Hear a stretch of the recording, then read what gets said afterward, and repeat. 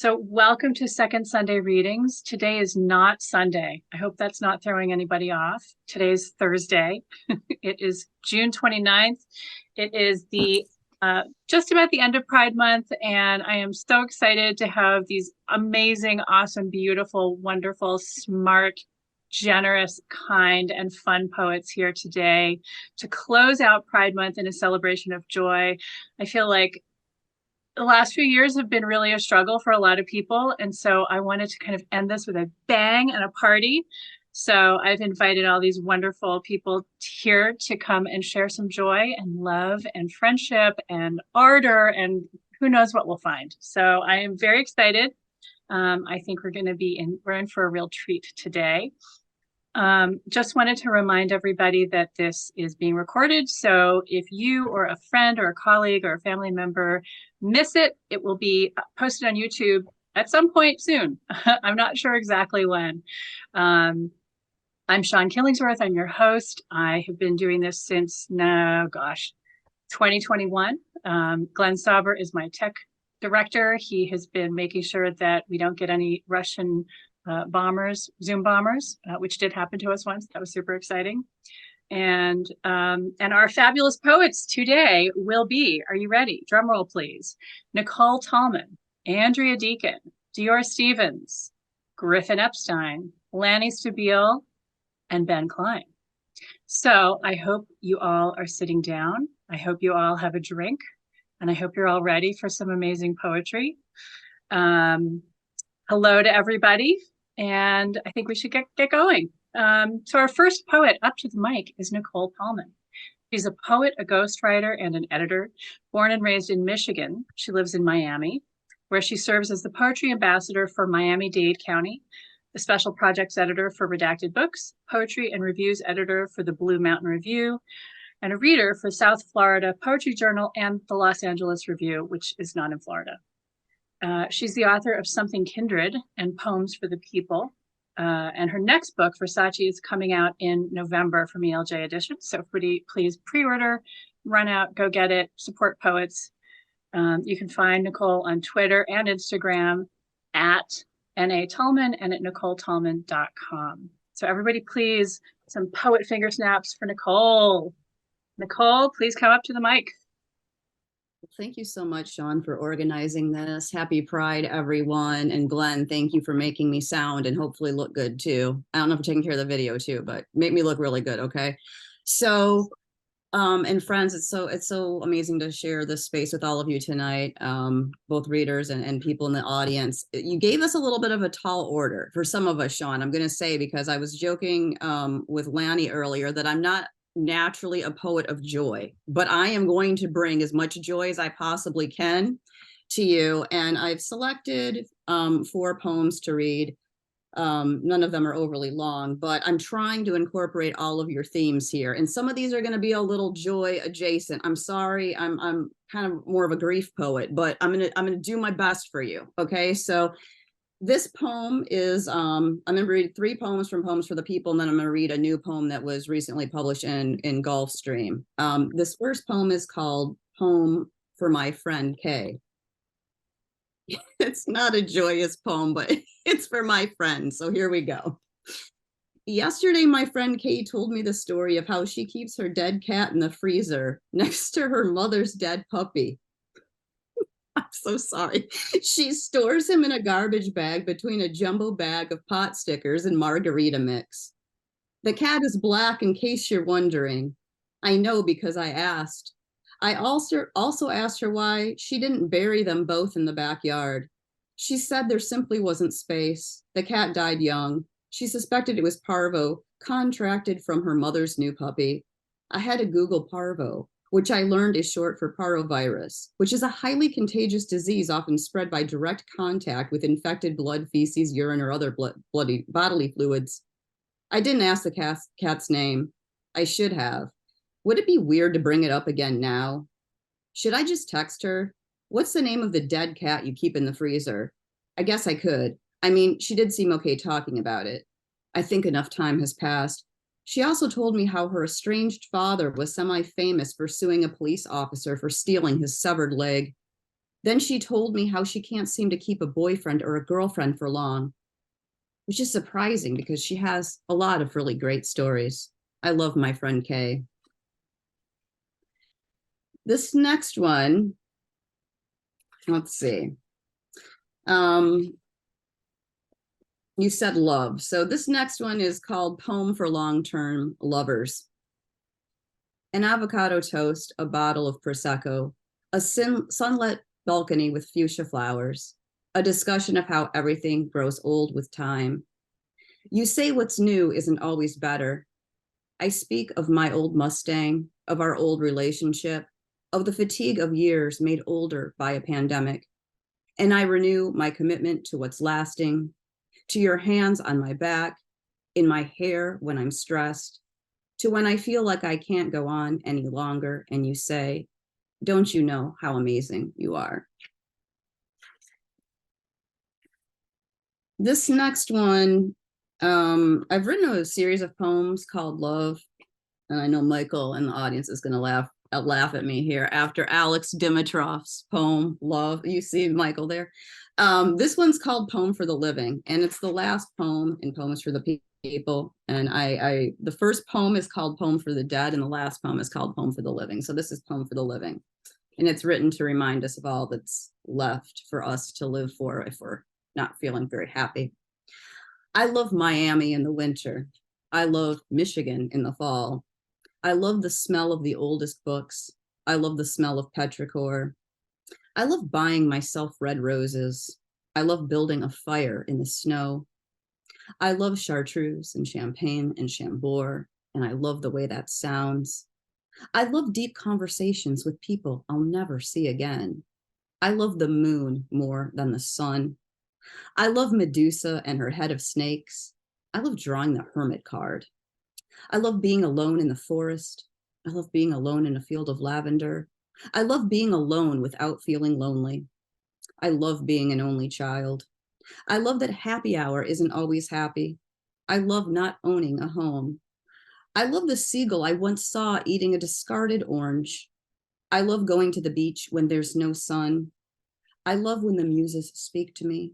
I love the highest note on the violin. I love the French who don't like me. I love wearing my mother's clothes. I love a day with no social events. I love you for listening to this poem. I love the rain. I love the dark.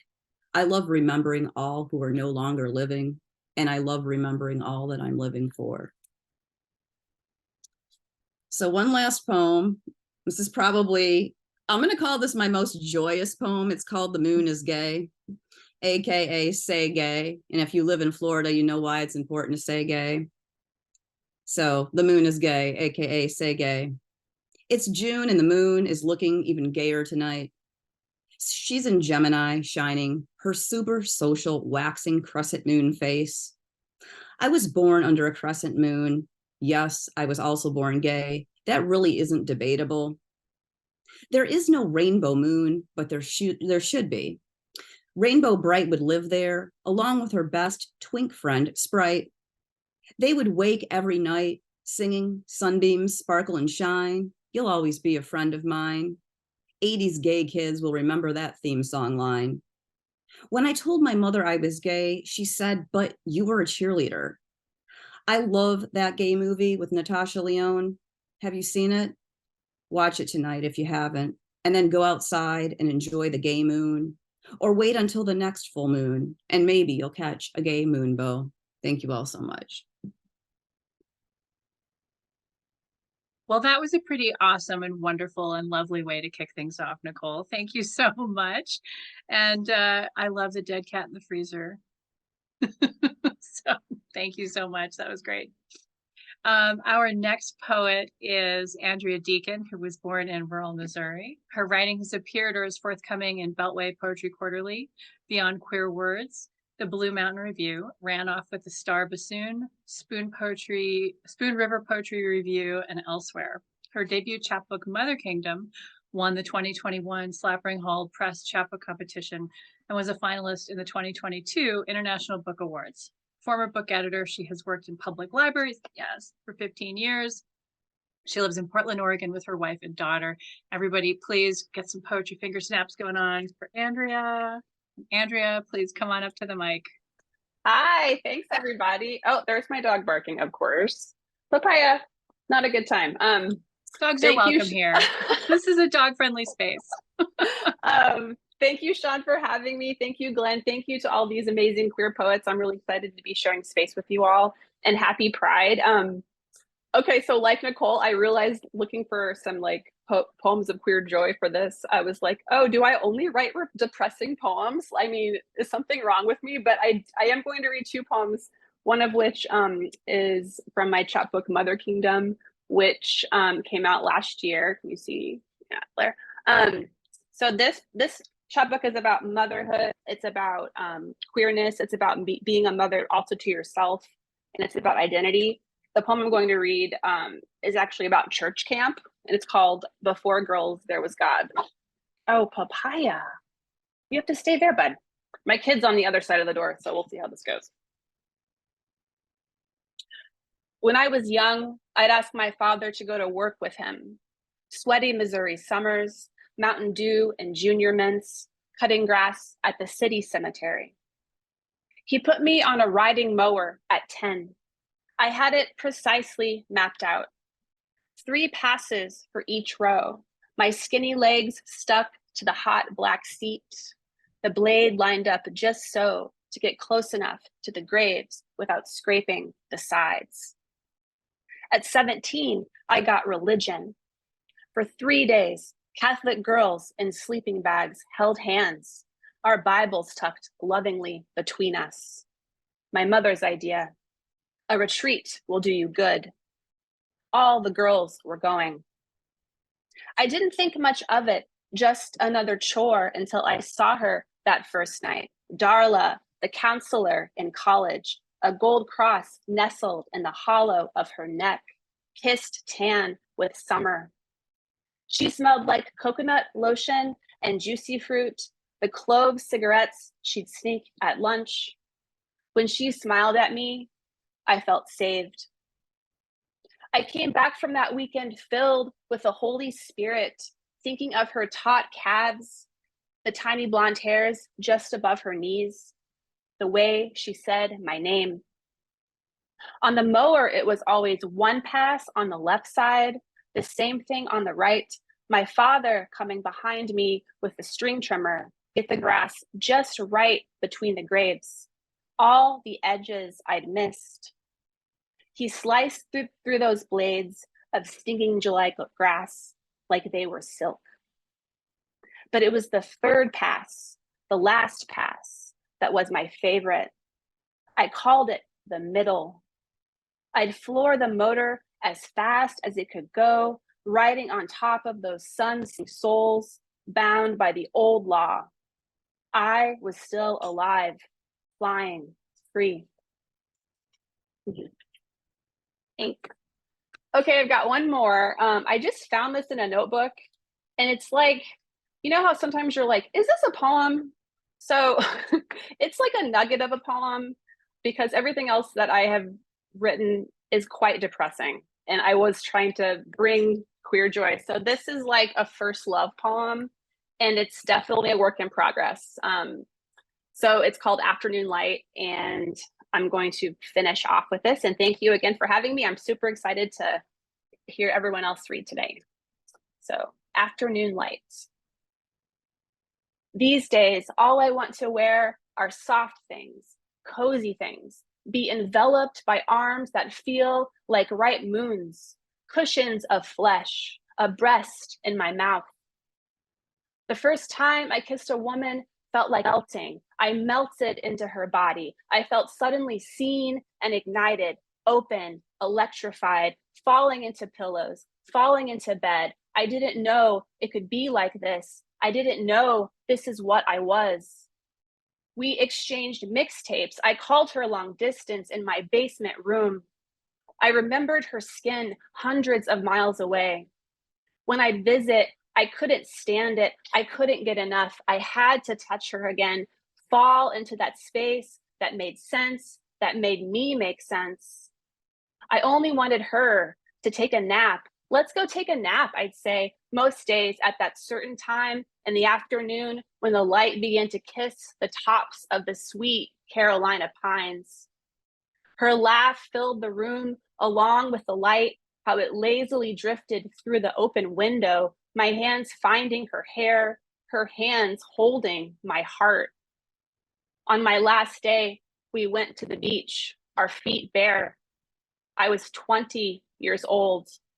The ocean answered every one of my prayers. Thank you. Thank you so much, Andrea. Wonderful. Just wonderful. See, it's not so hard, you guys. I'm feeling a lot of joy and love and humor. This is terrific. And I'm a little bit inspired. I may sneak in the middle and read you my one little happy poem too. So, but first, I would like everybody to take a moment for Dior Stevens. Dior Stevens is a proud Midwestern Pisces poet. He's the author of Screams in Lavender, 001, and Canon, all with Ghost City Press.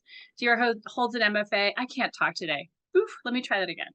Dior holds an MFA in creative writing from California College of the Arts and is currently a doctoral candidate in the philosophy program at the University of Cincinnati. Dior hopes to be a dolphin in his next life. His preferred pronouns are he, they, and he tweets at Dolphin Neptune and Instagram's at Dolphin Photos. So please look him up, buy his books, and please welcome him today. Some snaps. Dior, come on up. Thank you so very much. And thanks to everyone for being here. Happy Pride. I hope you've all had a joyful Pride Month. Like everyone else, yeah, I struggled a little bit with the challenge of joy here. So I hope my offerings will be sufficient enough. I think it gets happier as I read to the end. So maybe that's the trick here. This first one is new. All this tonight, except one poem, is new work. So new work. This first one is In His Hands. Power don't dissipate amongst blacks. It must be accounted for, must be marked murking, must be lurking in its murk, must be harped across cold stone faults, lugged from loaded lightning, transfused into bloodstream, into murkings of utility and privilege. Power don't dissipate none. It must be prescribed, printed in mass and metals, given power to make skyscrapers out of hillocks, hoodwinked to think seesaw hydraulics somehow weigh equally. What rhizome ghost of paternalism promised to every trace of this bloodletting, this line must end, this line must end, this line subterfuge, this self-murking, sliced delicate to horn-tipped heart facts. Where does a grief-stained boat go to dock? I murk myself to amputate memory into something biodegradable, something profitable, practical. Looky here, power don't dissipate before bloodthirst, only manifests itself into the apple of every hungry eye, perception lozenged into power, bald, bone-headed desire, that word again, desire. Slapped like a whole world against tumble-mite eyes, palms of his hands, full with runoff power.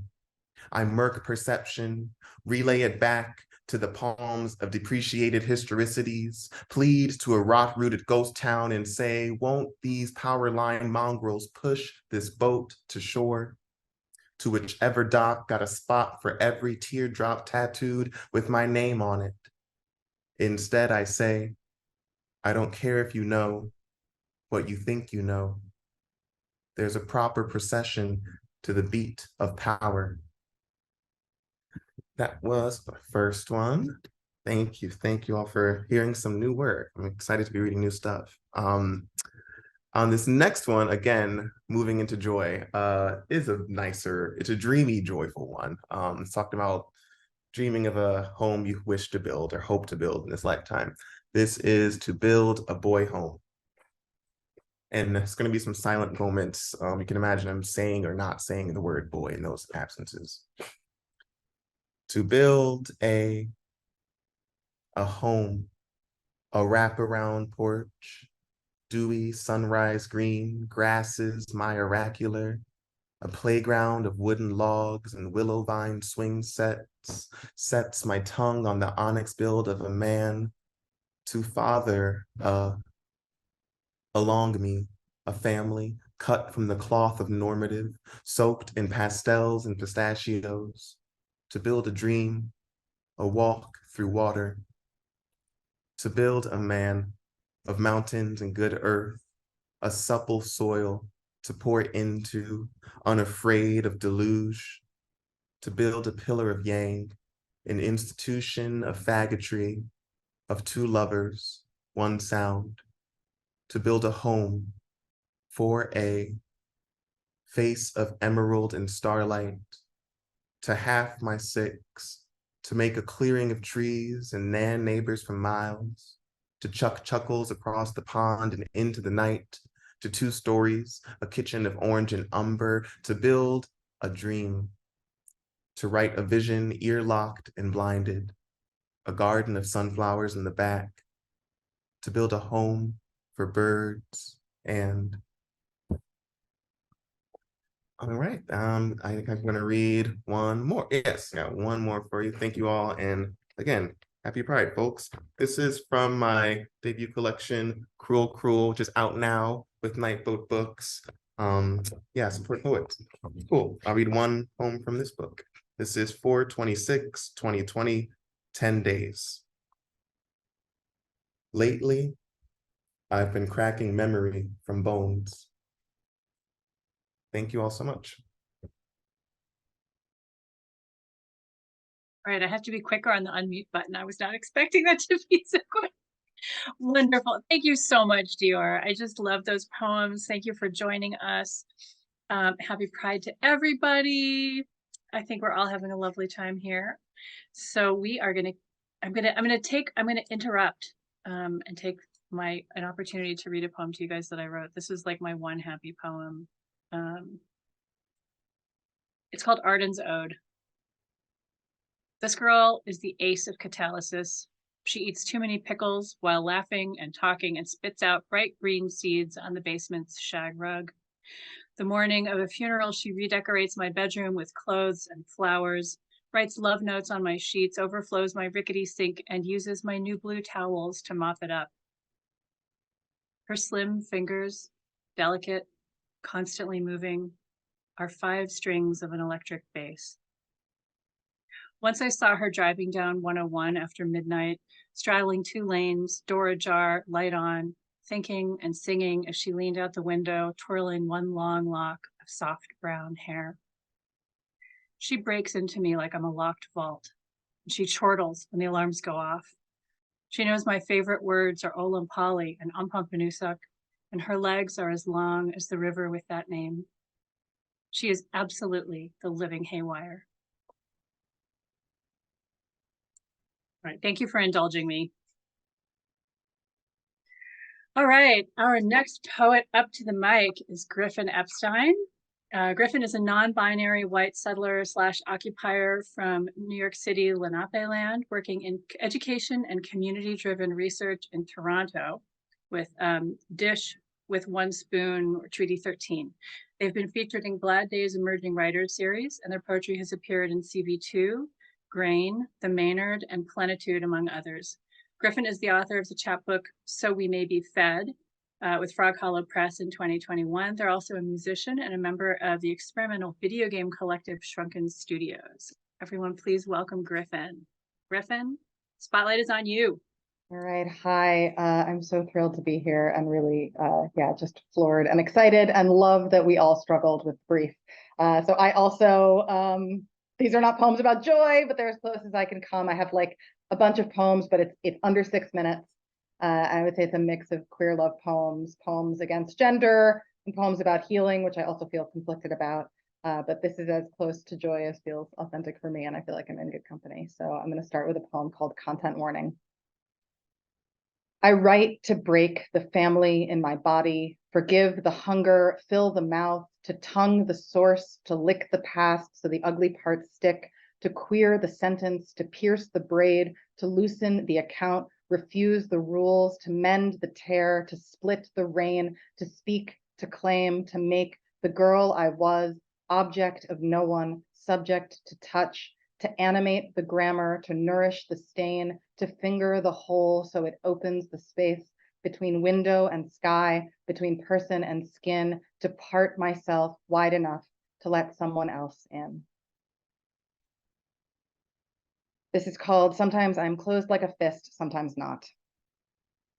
I have a problem, I say, pointing to some spot on my cheek or hip, some pock or roll, blushing now with attention, and you laugh. It's nothing, just a body, what a body does. How can anyone know the life they want? I do. I know you, standing before me, same sized and fully clothed as I step out of the shower into the towel you hold. Crumb at the corner of your lip, dandruff gathered on the shoulders of your shirt, slope of dust and desire I plunge through. I touch your neck with my neck, your cheek with my cheek. I polish your dry forehead with my wet thumb. This is love poem number who knows what on the occasion of your 40th birthday. I've seen pictures of you in your fuck off years, leaping from rooftops and down staircases, crawling through sewers blanketed in bugs, bowling in the drain pipe, skating the grocery store parking lot, the front stoop of the school, not yet knowing most of us only get this one set of ankles and just these two knees, and suddenly I know we all deserve to grow old, to creak, ache, and complain, to go sugaring in the fridge at 3 a.m. for leftover pastries, thieved from a friend's grandkid's birthday or a neighborhood bake sale. We all deserve to go creased and blurry and gloriously bald, nattering on, pulling out evidence of the past and faded photos. Here's where I cracked my head open on the doorframe. Here's the shopping cart I dizzied my best friend in until he puked. Here's the one you can see my broken wrist, forehead, clay pot, bass string, my mom, my sister, my dad. He was so young then. Here's the one caught just at the right second. Doesn't it look like I could fly? This is called I Have Been All That and Chosen Otherwise. It's true I am absent from my own dreams, but still in the smooth pocket between my thighs, I keep hundreds of men in struggle. Men battling their own wills, men choking on the thirst they refuse, ignore, or hide. Here's my secret. Whatever was expected of me, I have already been hard and pretty and quiet as a stone, polished under pressure to shine. Just a few more. This is called With You It Can Be Sunset Every Hour. The evening pulls across the sky, thrumming sweetness, smooth as water spilled from the blue glass on the floor as we pass this tongue of light between us, trail salt through the sheets, blink in and out of each other in time with the rectangle of shadow pulsing on the wall like traffic, like breath. I have two more short poems. This is called Teach Children. Hope is not momentum. Someday you may become a drawer in a hotel room, a weed curled by rain, the stuttering line of light in the cape of cartoon She-Ra on TV. Infinity should cancel itself out with each finity it contains, but doesn't. It's okay to be surprised. The something else abides in all existence as a promise and a threat. So take your time nursing the splinter in your pricked thumb and don't trust anyone who tells you what you're going to be. And this is my last poem. It's called Poem for Our 10th Anniversary. We slept in the prickly grass by the chain link fence in Silver Spring, ignoring all sound, the shouting frogs, preteens on the basketball court, our own aching muscles, side by side under a tree.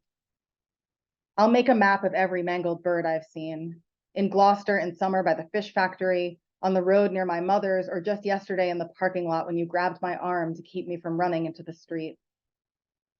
In Pittsburgh, the sky put on a show for us, tossing stars around as flitting bugs, blinking on and off after heavy rain, and we thought maybe the world could be a big green field after all.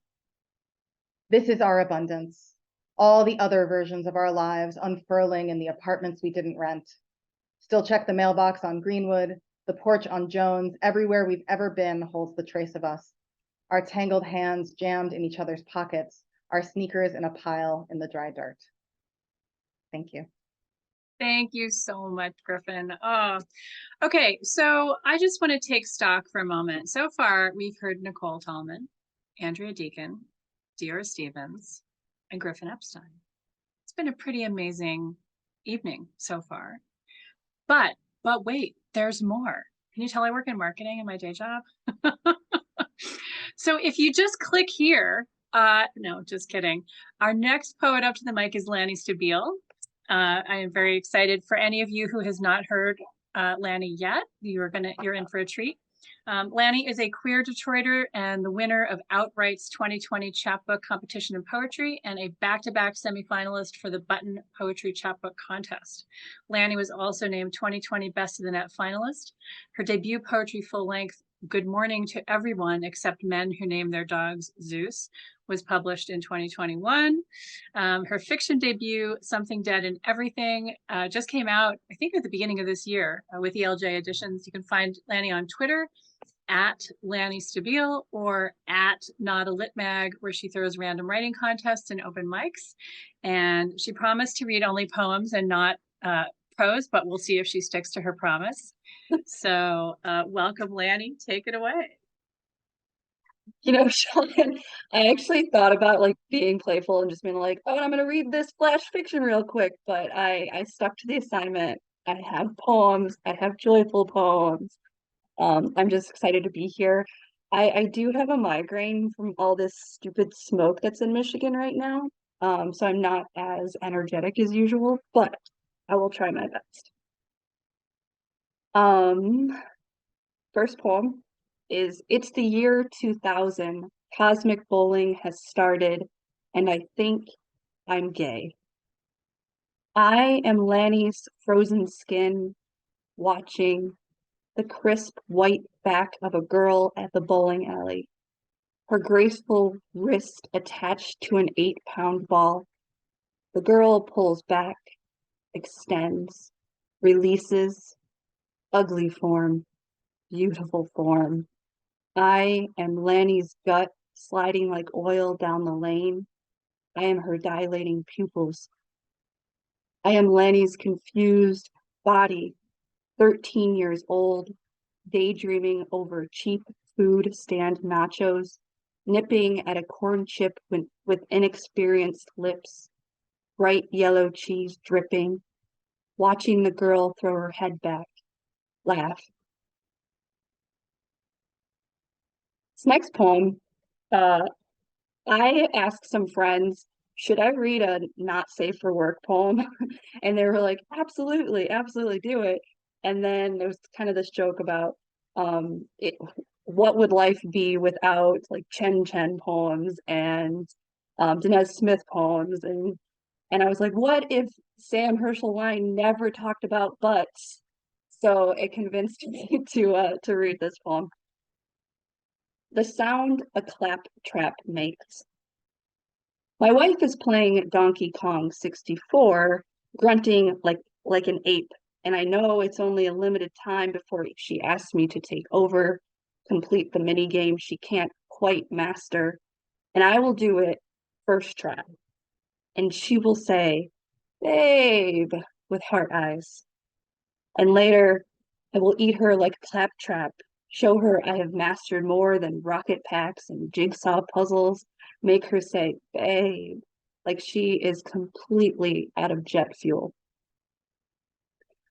Okay, last one I wrote just for you, Sean.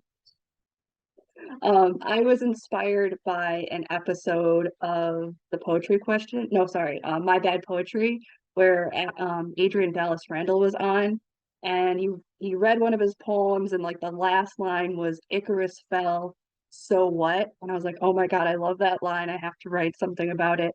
And I thought about this opportunity, and I was like, let's go, let's make it joyful, let's make it gay. So this is called Icarus fell, so what? After Adrian Dallas Randall.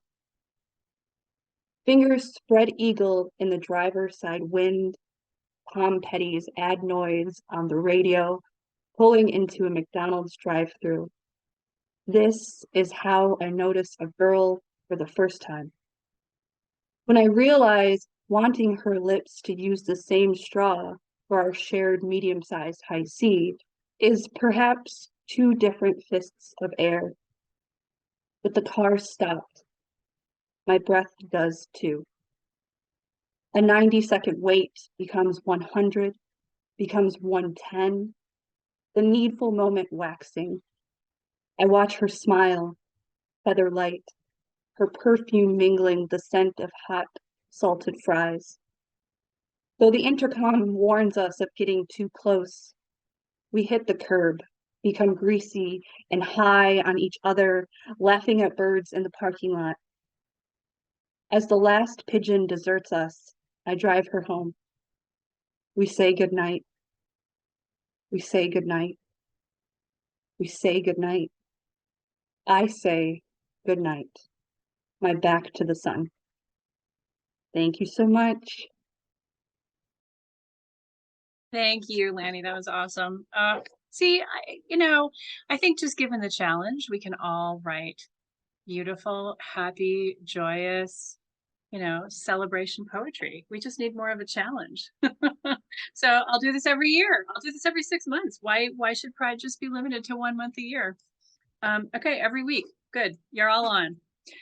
Just kidding. All right. Our final poet for the day is Ben Kline.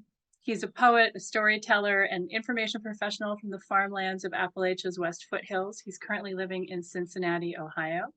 He writes about modern digital existence, his former lovers, the 80s, assorted concepts in astrophysics, rural-urban dichotomies, and queerness as it was, is, and might be. His chapbook of origin/astrophysics poems entitled Sagittarius A was released by Sibling Rivalry Press in 2020, and his chapbook Dead Uncles came in May of 2021 from Driftwood Press. He's the host of the outdoor reading series Poetry Afield at the Littlefield in Cincinnati's eclectic North Side neighborhood, and Poetry Stacked at the University of Cincinnati. He's a host of MLVC, the Madonna podcast, and we're going to post a link to his recent publications. So everybody, please welcome Ben with some poetry snaps. And Ben, the spotlight is on you. All right, excellent. Thank you, Sean and Glenn. Thank you, everybody else, for being here. It's amazing work so far. It feels so good. The world's been kind of bleh, so it feels really good to hear all of you and just the joy and everything. Like the rest of you, I'm not always joyous, but when I do something happy, it tends to be a little smarmy. So there's a little rant in these poems. Yeah, so we're going to start out with a palindrome, very loose on the rules, called My Villain Origin Story. After she caught me voguing, Mom told the third cousins I took drugs. Never any specific class or high, just drugs. Whispered down the hallway, on the phone, in the vestibule before mass. I told a second cousin I was a witch. Not a warlock or wizard, a witch. A queering they found confusing until I flicked my tongue across the patent, told them God tastes like cum, that a witch would know the devil said so. They gasped and clutched and told their parents, forcing Mom to unwrap her lie, but they couldn't untangle me, a skinny boy, being a witch. How can you be a witch? You're a dude, but I was a witch in my tight jeans and white tees, a skinny wannabe gender outlaw tangling my arms to a beat Mom couldn't defeat. Forced to tell the aunts I might handle serpents, clutching my crotch, gasping in my sleep about Peter and Michael coming inside me. When I lifted the chalice, shouted, "Body by wine," the cousins said I wasn't a witch or a wizard, just a nut who needed a million Hail Marys and a beatdown.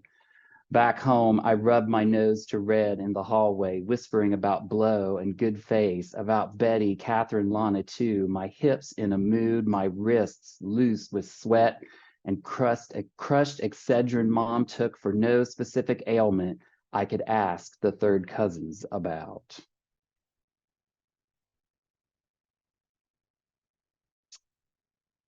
Okay, I'm glad, Lannie, I'm glad you went a little risque because I had this one and I was debating about reading it because it's a little saucy.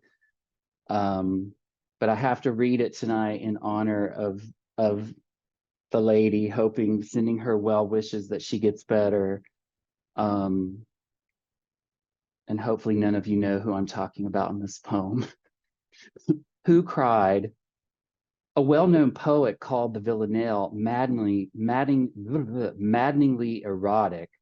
Well-known was the interviewer's adjective, and I can't stop flexing my fingers inside my lover, transgressing any class inherent in the form, pretending I want to take it seriously, this romantic ditty from feudal shanties, peasants fucking in a maddeningly erotic way, poets purposed into villanelle.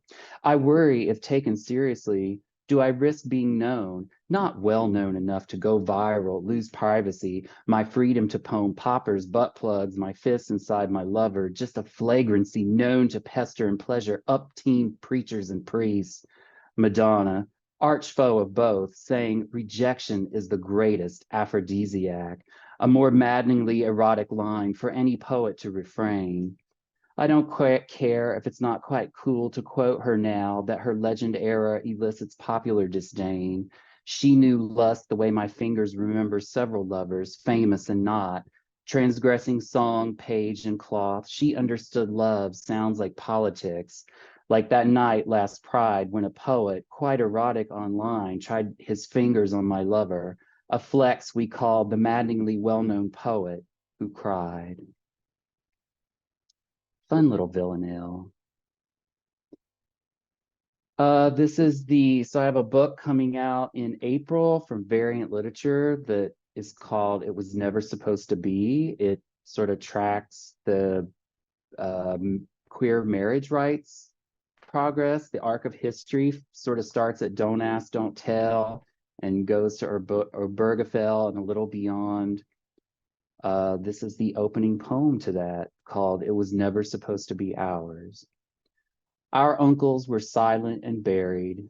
The internet infant. Drag queens still use names like Fonda Peters, and bowls of free condoms glowed on the bar of the driftwood when I promised to keep you safe, supplied with Twizzlers and good gin, warm, not sweaty when we spoon nude, your body like the long L of my last name under yours when we signed the lease. Cousins, we told the landlord. We had no idea. How could we, under all the eulogies, waterfalls buffering one line at a time, your reverend calling us fags, the Clintons resembling hope, maybe change when you unlocked the door. It's musty, but it's ours, that old attic with 2 windows. We had no idea. Our uncles marched into graves our grandmothers left no lilies on. You made me banana pancakes, crispy bacon, and a decent proposal. The tungsten ring in my mimosa, a blue wish I wanted to shout when it touched my lips.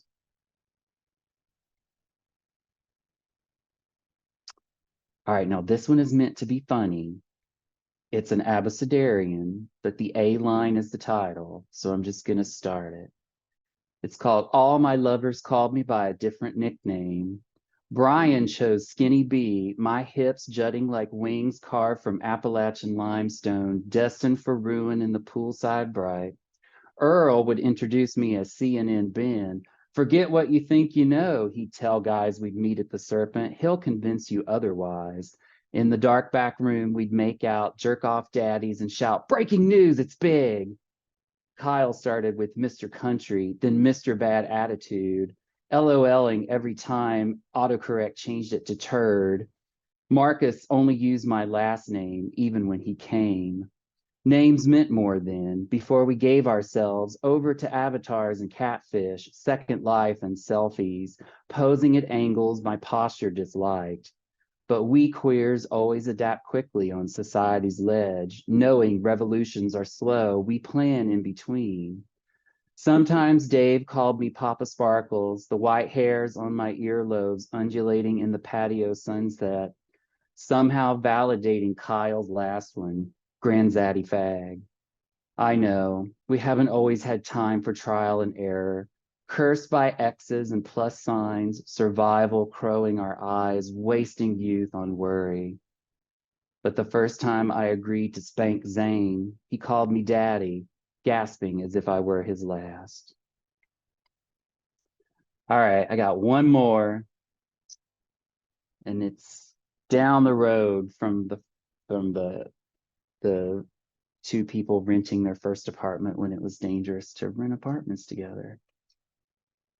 It's called It Was Never Supposed to Be Mine.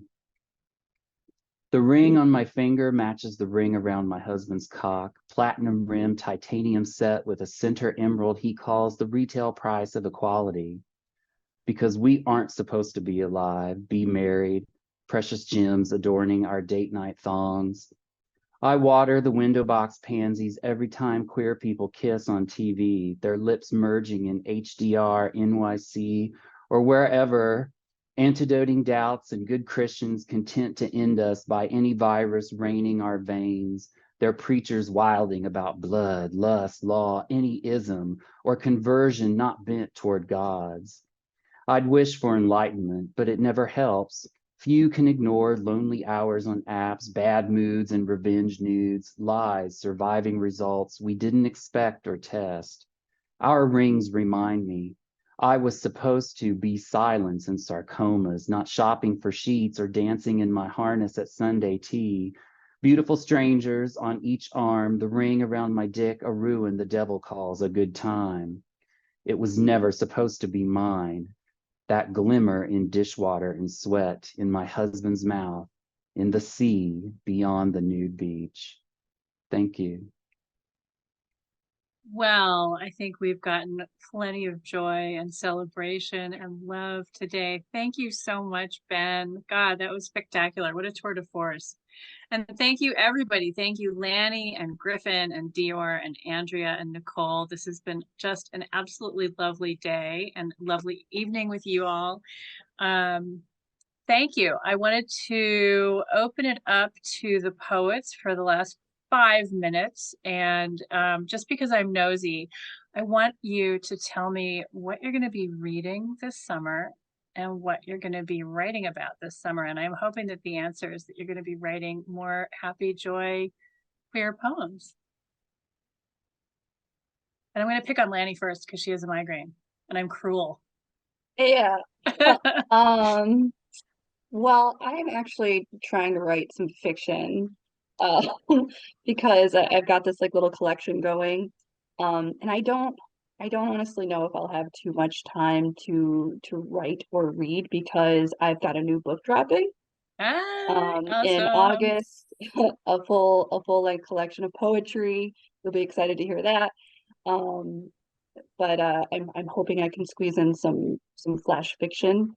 And right now, I never know what I'm going to read. It's kind of like, what do I feel right now? But I can tell you I'm reading Under the Whispering Door by TJ Klune right now. I think I just finished that actually. Did you like it? I did. I like that. I read a couple of his books recently. I can't say they stayed with me for that long, but they were fun to read.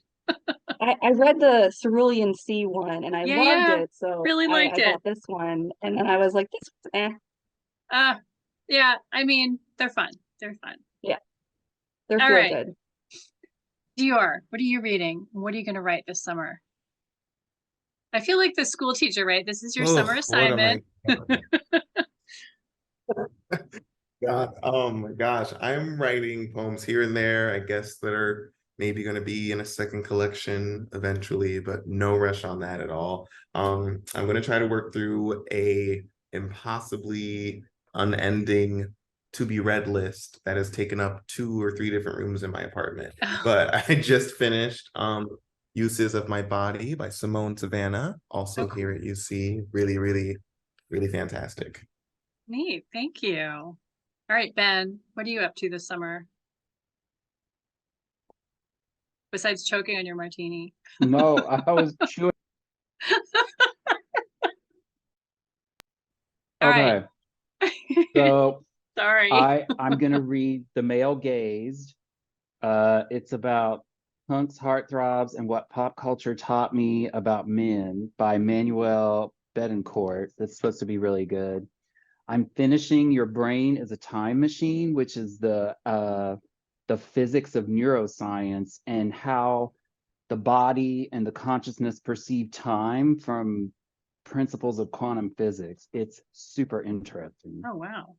Some of you were in that reading a couple weeks ago, and one of the poets featured was Alex Kerrigan. It's Now Let's Get Brunch, the drag queen Twitter poetry. Oh my God.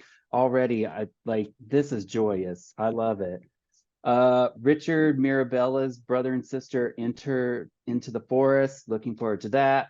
And I'm finally going to read the sequel to Less is Lost. So, Oh, I love that book. yeah, finally some time. What am I writing? I'm finalizing that manuscript to the gay marriage poems. It was never supposed to be. And then I'm still writing a bunch of dead mother poems. So I'll get through that eventually. Awesome. Thank Good times. All right, Griffin, how about you? Oh, I read so much and then I get on the spot and I can't think of anything. I just finished Miriam Kaba and Kelly Hayes's Let This Radicalize You, which is a little bit of a different, in a different tone, but about organizing, which is something that I do in my other time. And I'm going to spend a lot of time this summer thinking about ways to apply it to life. And I am looking at the pile of books that I have in my vision, which it has Leanne Simpson's Newcoming, The Cure for White Ladies, and Miko Kawakami's Breasts and Eggs. But I'm like, those are on the pile. I don't know. And I have a chapbook that's looking for a home, and I'm going to try and figure out what to do with that, and then try and figure out how to turn towards new. I feel like I've been writing about the same like 3 or 4 things for a long time, so I want to try and figure out how to start the painful movement towards looking at anything else. Yeah, that's me. Awesome work. All right, Andrea, what's on your plate? Hey, well, working at the library, you could imagine I'm always like reading like a zillion books at the same time. There's just like one pile behind me. Those are just library books. So I'm also like a very distractible person. So I like to have like 5 books going at once. I'm reading, let's see, Sarah Pauli's memoir. I'm reading a lot of memoirs right now, actually, called Run Toward the Danger. It's very good. I have a stack of poetry from AWP that I keep meaning to get to that's in like a special AWP place. But one thing I'm reading is called How to Live on Bread and Music by Jennifer K. Sweeney, and it is like gorgeous. I think it came out a few years ago, and it's from Perugia Press. I'm reading like constantly about like tree communication. I'm really interested in like how trees communicate, outer space, grief, generational trauma. I'm reading a book about gaslighting, which is crazy to think about how that works. It's amazing. It might be back here actually, called like How to Be a what is it? Oh, it's called The Gaslight Effect. It's very good. In terms of writing, I'm working on poems for my first full length that I kind of envision like expanding upon my chapbook. So themes of like the personal, but also expanding to the collective. So I kind of am like imagining a lot of like natural themes that go with like lineage and generational trauma, of course, and queerness, but also like I was saying, like trees, outer space, I guess like legacy. I don't know. It's just, who knows if it'll ever be done. I'm really hoping to get it done by November. I also have an idea for a trauma book if anyone's interested. I want there to be a book, basically like the book I always wanted to read, about like how to use your art to like move through trauma. And I envision it as being like a collection of essays and poems and stuff. So I kind of want to edit that. And then my friend Darla and I, who's on here, hey Darla, we're going to start a podcast. We keep talking about it. And if I say it right now, it's going to happen. And it's going to be called Lesbian Poets Society, not just for lesbians, but a place for all queer folks of all identities to talk about writing. And it's going to happen. We keep putting it off, but Darla, I'm looking at you right now. And that's what I'm doing this summer. Nice. Well, keep me posted. I will definitely listen. All right. And Nicole, last but not least. Wow, such a big question. So I'm kind of working on a book of autofiction. So I've been revisiting a lot of things I've already read, and books that are kind of like on the cusp of being like poetry, but autofiction. There's this book called Passant l'été by Jean-Baptiste Pedini that I'm reading. I just, I keep returning to 100 Lovers by Richie Hoffman. It's a book that I feel it's poetry, but in diary form. And I'm kind of like cross genres. So I'm rereading Duras, especially the French version of The Lover. I'm reading these books in French. I have a degree in French, so I bounce back and forth. I'm probably going to reread the first book in Proust, In Search of Lost Time. I don't think I can tackle the whole set of all of them again. It's a lot to get through in the summer, but yeah, I'm kind of focusing on autofiction right now. So that's where my head is. And like Andrea, I have a huge stack from AWP. I bought so many amazing books while I was there that I'm still taking in one by one. And oh gosh, another great book, if you haven't read it, speaking of autofiction, is Tove Ditlevson's The Copenhagen Trilogy. My gosh, it's phenomenal. I've heard. Good. So yeah, those are my plans. It may change, so don't quote me on this, but that's what I have planned. Okay. You're all now contractually obligated to read these books. Yeah. Thank you. All right. And did I get everybody? I think I did. All right. Well, thank you so much. This has been an absolute joy. I have been so happy to see all your gorgeous faces. What about Dior? Dior, did I ask you, Dior? Yes, you did. Yeah. I did. Okay, good. That was brief. Phew. Okay. Awesome. Well, thank you all very much for being here and sharing space with Second Sunday Readings. Once again, I'm Sean Killingsworth. I am here every month, usually on the second Sunday of the month, not a random Thursday. So please join us again. We will be back in July. It's going to be a special reading for actually my writing group. So I'm actually going to be reading for once with 3 other poets. So it's going to be Ken Haas, Barb Reynolds, who's the woman who started Second Sunday Poetry, and Janet Jennings. So the 4 of us will be reading. I'd love to see you all there. So keep looking for us on Facebook and Instagram and a little bit sometimes on Twitter when I get around to it, but I hate Elon Musk so much that I usually can't stomach it. So thank you and have a lovely evening and happy Pride, everybody. I said everybody lots of love.